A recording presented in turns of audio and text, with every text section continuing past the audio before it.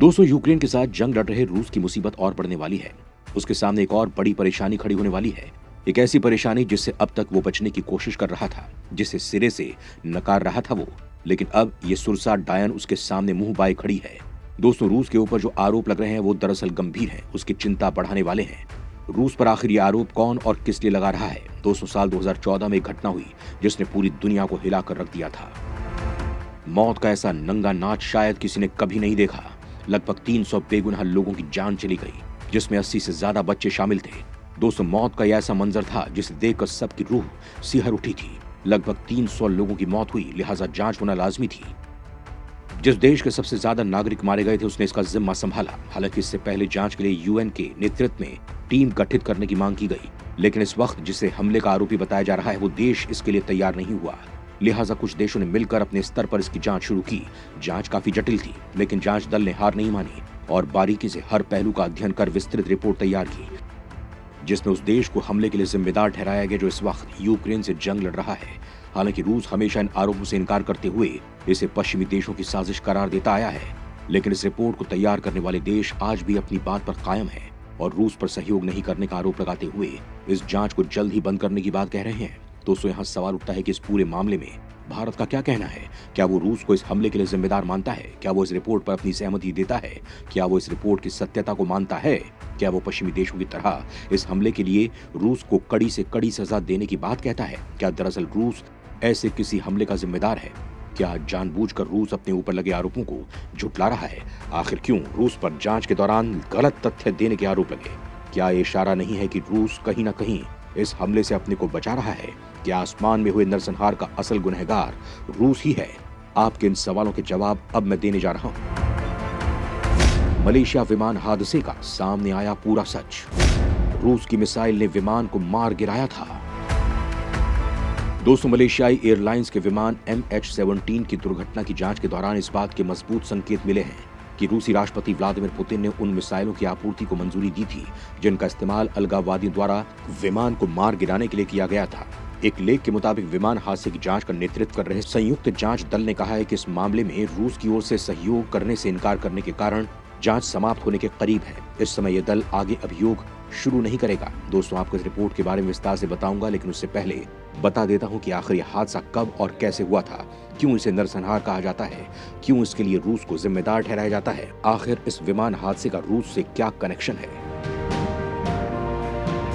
17 जुलाई का वो मनहूस दिन, एक मिसाइल अटैक और 298 की मौत।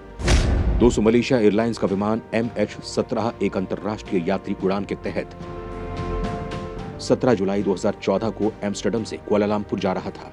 तभी इसे पूर्वी यूक्रेन के ऊपर मार गिराया गया था। विमान में सवार सभी 298 लोगों की मौत हो गई थी।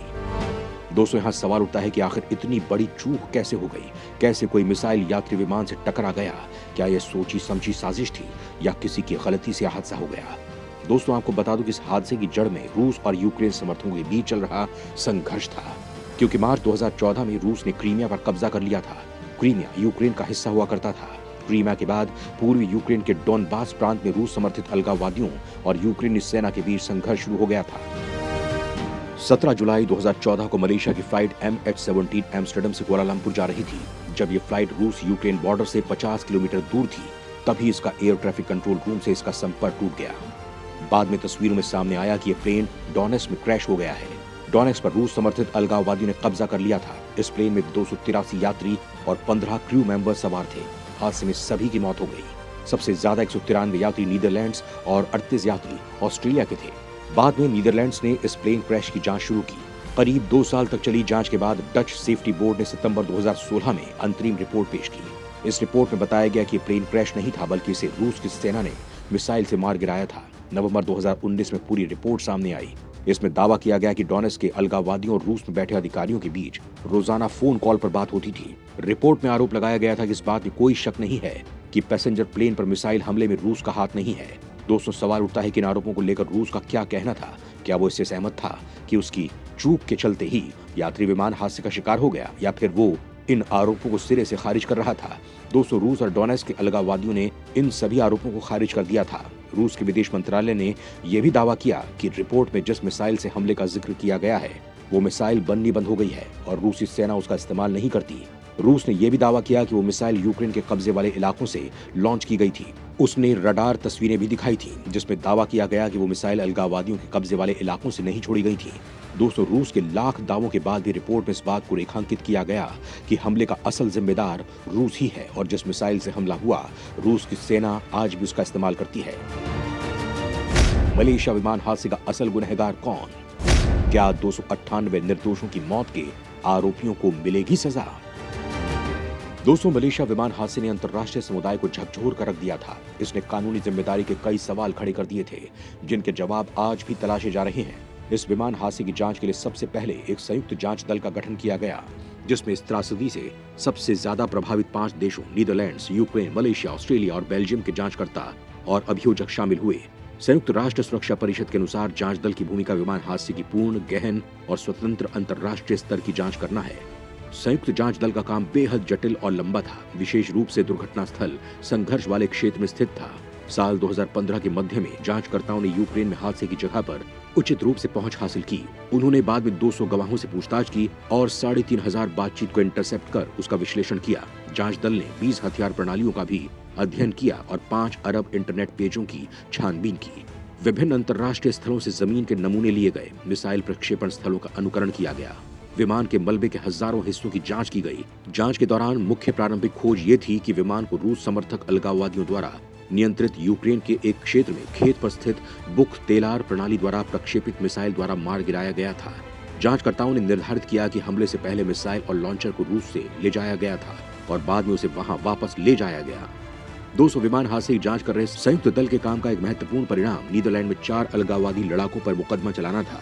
उसमें से 3 इगोर गिरकिन, सर्गेई डबिन्स्की और लियोनिद खारचेंको को पिछले साल दोषी पाया गया था। इन लोगों ने रूस में मिसाइल लॉन्चर के परिवहन, स्थिति और उसे वापस लौटाने में महत्वपूर्ण भूमिका निभाई थी। इन तीनों लोगों को आजीवन कारावास की सजा मिली है और पीड़ितों के परिवारों को मुआवजे के रूप में 1.60 करोड़ यूरो से ज्यादा भुगतान करने का आदेश दिया गया है। लेकिन चूंकि उनकी अनुपस्थिति में मुकदमा चलाया गया था, इसीलिए इस बात की बहुत कम संभावना है कि उनमें से किसी को वास्तविक दंड का सामना करना पड़ेगा।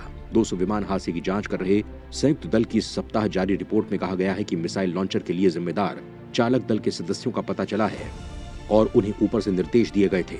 जांचकर्ताओं ने विमान को मार गिराए जाने से पहले निर्णय लेने के बारे में काफी जानकारी का खुलासा किया, लेकिन जो सबूत मिले हैं वो संदिग्धों पर आगे का मुकदमा चलाने के लिए काफी नहीं है, क्योंकि रूस उन आरोपियों तक पहुंच नहीं बनाने दे रहा है। लिहाजा पूरे केस की तह तक जाना संभव नहीं है। रिपोर्ट में यह भी कहा गया है कि रूस ने जिम्मेदारी स्वीकार करने से लगातार इनकार किया है और जांचकर्ताओं को रूसी नागरिकों से सबूत इकट्ठा करने से रोका गया है। रिपोर्ट में रूस पर झूठे सबूत देने का भी आरोप है। जांचकर्ताओं का कहना है कि लॉन्चर का चालक दल कुर्स्क में स्थित रूसी सेना की 53वीं ब्रिगेड के सदस्य थे और अगर इन सभी से पूछताछ की इजाजत मिल जाती है तो कई अनसुलझे सवाल अपने आप साफ हो जाते हैं। हो सकता है कि पूरी घटना की असल जानकारी सामने आ जाती। 200 जांच दल को ये भी सबूत मिले हैं कि अलगाववादी रूसी खुफिया विभाग और राष्ट्रपति कार्यालय क्रेमलिन के संपर्क में थे। हालांकि इस हादसे में सबसे ज्यादा जो बात ध्यान आकर्षित कर रही है वो पूरी घटना में पुतिन का नाम है, जिसे लेकर रूस पहले ही इनकार कर चुका है।